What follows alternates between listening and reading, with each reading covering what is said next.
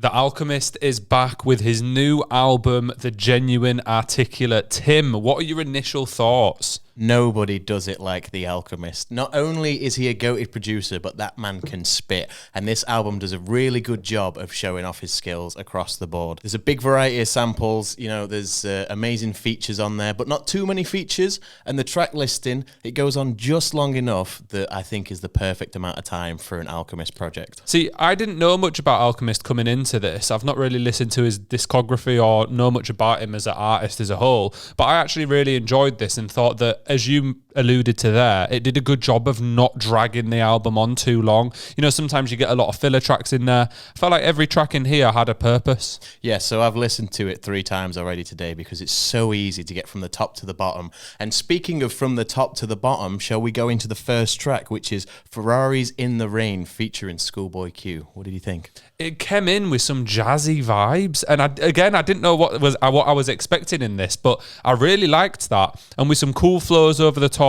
I thought it was a good track, but to be honest, the thing that let it down for me, ScHoolboy Q's feature just felt like a whole lot of nothing. I know some of his tracks from a few albums ago, and I expected more from him, but as an opening track to kind of set the tones for the album, it's very good. Yeah, the sample that he used for the jazziness on it, whether that was a sample or not, was phenomenal. And then he comes in with the bars almost instantly, which lets you know straight away this album is going to be a fucking good album. But I agree with the ScHoolboy Q feature. I did think it was very lackluster. I expected a bit more from it. But moving on from that, we went straight into Something Light. I thought this was another really unique instrumental, but out of all the tracks in the album, I just put this as middle of the road. This really wasn't top of my list. I thought it was okay. It wasn't a bad track, but did you really think there was anything special in it? So for me, the beat kind of made me bop my head almost immediately. And then with all the little ad-libs and the spooky sound effects and stuff, it almost felt a bit like a horrorcore track.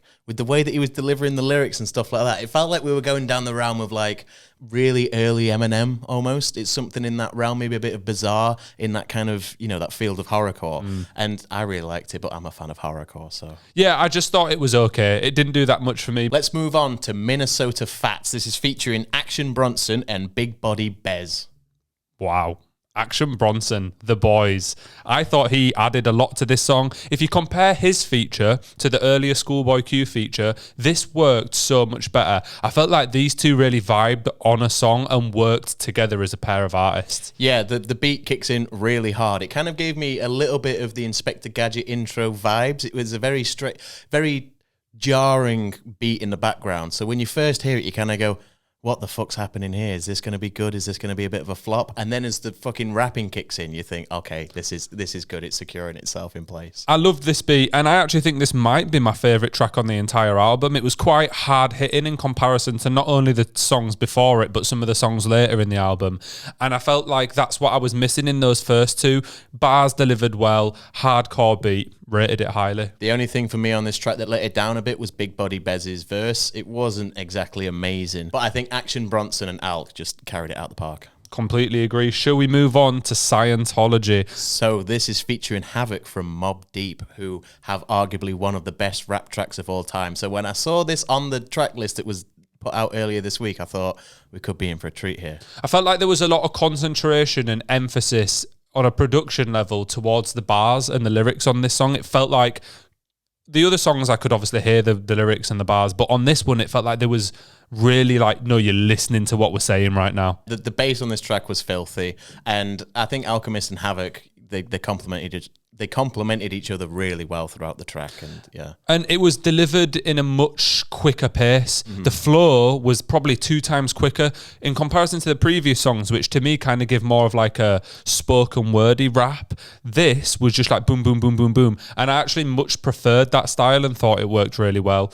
Next up, we have everybody's favourite uncle. Woo! This was a lot more of a chill track. It was a lot more dialed back, and it felt like Alk was really in his element of delivering the bars that he did over a really nice beat. I really liked this beat. I think this is one of the top tracks off the album for me. See, this one for me, after the 2 songs prior, which really amped up the energy, put a lot into it, thought it brought it back down quite nicely. You know, we had the start, we had a peak, and then we've brought it back down. It was good. It wasn't my favourite track on the album, but it was still a decent track. One thing I really liked on it was the kind of vinyl crackling that was going on. So even if you're not listening to it on a vinyl, it feels like it's a vinyl playing because it had that in the background. So I enjoyed that. Yeah, and the production throughout already has been fantastic. We've kind of switched within different types of instrumentals every song, really, which says a lot about Alchemist. And then we go on to an Argentinian football legend in Diego Maradona. Featuring Conway the Machine. This track could potentially be the best track off the album, in my opinion. I really enjoyed it. And this brought us back to a more heavy-hitting instrumental, which I really liked. I think maybe it's my style of rap that I like. These worked a bit more for me than the other tracks that we've heard. But yeah, great flow again, took the speed up. I just thought that this was a really good rap track. I've got no complaints. And like what you were saying about versatility, him going from the previous track straight into this one, and it working just shows how well he can put stuff together and craft songs. And yeah, phenomenal. I mean, he certainly did get the details right. So what did you think of that? Featuring Larry June. So they released a project together in 2023. So seeing that on the track list, immediately you think this is going to be a banger. The bass guitar in the background, I really liked. I really liked how everything was built up on this track. So this one brought us back down to chill vibes again. But it also, when I was listening to it, I kind of thought I've already heard this. You know, in the first couple songs, it didn't feel like it was that unique to me, having listened to the previous tracks on the record. I didn't love it, but I didn't hate it either. I just thought there was an opportunity here for him to add in another new sound, but he kind of just went back to what he'd already done earlier in the album. That's all I would say on that. Yeah, I kind of get what you mean with like, it kind of had that jazzy feel, the kind of sampling of like maybe 70s or 80s music potentially. But I really like that style, so I was all for it. That doesn't make it a bad track. That's not what I'm saying. I just thought it wasn't unique in any way in comparison to the rest of the album, and I was kind of looking for that cutting edge to really set it apart. I think the gospel vocals really help on this track, and it elevates it to a new level. But moving off this, we go on to the final track, which is potentially the most heartfelt track on the album, and that is Seasons Change. Yeah, I was going to say, this one started off with a lot of lyrics about his son, and, you know, I really liked the deeper meaning that was in there throughout the track.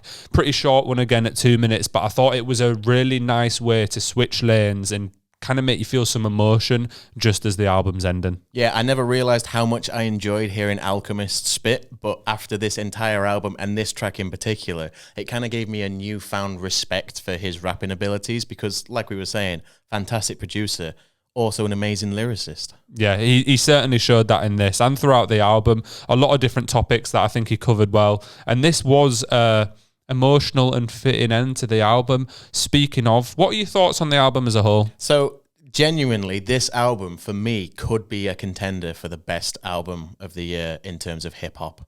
I don't think there's many other releases this year that have been that noteworthy.